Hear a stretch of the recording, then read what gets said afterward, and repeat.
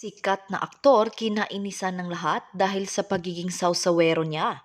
Hindi rin alam ng karamihan na may ganitong sakit din pala ang aktor.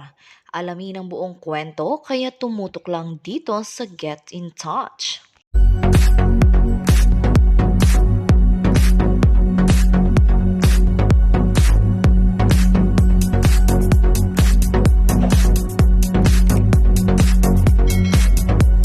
Ang pagiging sawsawero sa lahat ng isyong kinasasangkutan ng mga mahal na kaibigan ni Janos Del Prado ang tanging maiambag niya para maipagtanggol ang mga ito sa bashers. Sabi nga niya sa panayam niya kay Ogie Diaz sa YouTube channel nito, makikipagpatayan ako para sa kaibigan ko. Ang mga kaibigang tinutukoy niya ay sina Bea Alonso, Paulo Avellino, Joem Bascon, Meryl Soriano, Angel Locsin at marami pang iba. Maraming naitulong sa kanya ang mga nabanggit pero hindi ito nababalitaan maliban kay Angel na ibinuko noon ni Janos na nagbayad ng hospital bills niya na umabot ng 150,000 pesos dahil umabot siya ng 2 linggo sa ospital. Sa tanong ni Ogie kung ano ang nagawa ng mga nabanggit niyang kaibigan kaya ganun na lang niya kamahal ang mga ito. Mahal na mahal ko sila dahil napakatotoo nilang tao. Kilala mo rin naman sila. Hindi ka showbiz ng mga yan. At kahit hindi mo sabihing may pinagdadaanan ka, matik alam nila. Hindi laging about money. Yung tawag lang parang kumustahin ka, malaking bagay yon para sa atin. Yung alam mong hindi taping friends na magkatrabaho lang kaya magkaibigan, hindi ganon kwento ng aktor. At dito niya binanggit kung ano ang tulong ni Paulo sa kanya.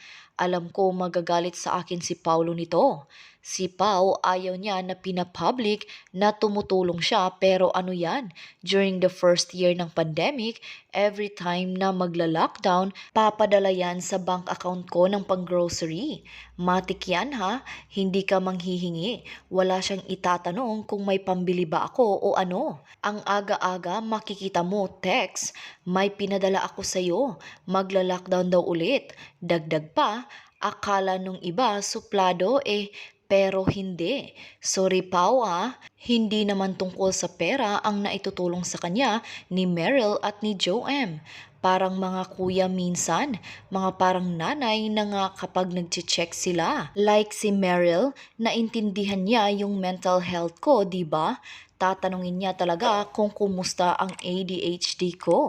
May pandemic, kumusta ka naman? At nang banggitin ni Ogie ang pangalan ni Angel, baka maiyak naman ako dito. Bagay na bagay sa kanya ang pangalan niya. Sumakto doon ang mga magulang niya na pinangalanan siya ng ganon. Naipost ko na ito dati. Nagkatigdas ako noong 2014. Katatapos pa naman ng New Year at nagtaka ako paano niya nalaman pero tumawag kaagad siya. Asa ang ospital? Pupuntahan kita. Tinanong niya kung magkano ang bill tapos buong bill ko binayaran niya nasa mahigit. Sorry ayaw ng mga ito na i-reveal yung mga tulong nila. Nasa mahigit 150K kasi tumagal din ako sa hospital ng almost 2 weeks. Ano naman ang nagawa ni Bea kay Janos? Si Bea naman, iba naman ang love language niyan. Ano naman, food. Mahilig siyang magpadala sa akin ng pagkain. So magpapadala siya ng pumelo. Yung sikat na pangalan minsan 2 kahon, 3 kahon. Tapos pag may sponsor, magpapadala yan ng maraming goods. Minsan ang dami kong ramen sa bahay. Minsan mga fans kapag sobrang pinadala sa kanila, nagpapadala rin sa akin ng pagkain. Iba-iba nga sila ng love language. Hindi naman lahat tungkol sa pera. Kasi yung iba sinasabi, nauutangan mo kasi yung mga yan, kaya mo ipinagtatanggol, mababait talaga sila. Sabay banggit ni Janos kay Ogie na matagal na rin silang magkaibigan at kahit 500 na lang ang laman ng bulsa ng kanilang talent manager at vlogger, ay ibinibigay niya ito sa aktor at naluha naman ng huli dahil naalala niya. Sabi pa ni Janos, ang swerte ko sa mga kaibigan ko kasi wala akong masyadong mai-offer Hindi ako mayaman mayaman, hindi naman ako sikat, hindi ako influencer na tao. So ang ano ko, tulong na lang kapag may umaagrabyado, syempre ipagtatanggol ko. Nandun ako. At kaya raw siya tinawag na sausawero kasi nga mas sikat sa akin ang mga kaibigan ko. Feeling nila nakikiride ako sa fame ng mga kaibigan ko.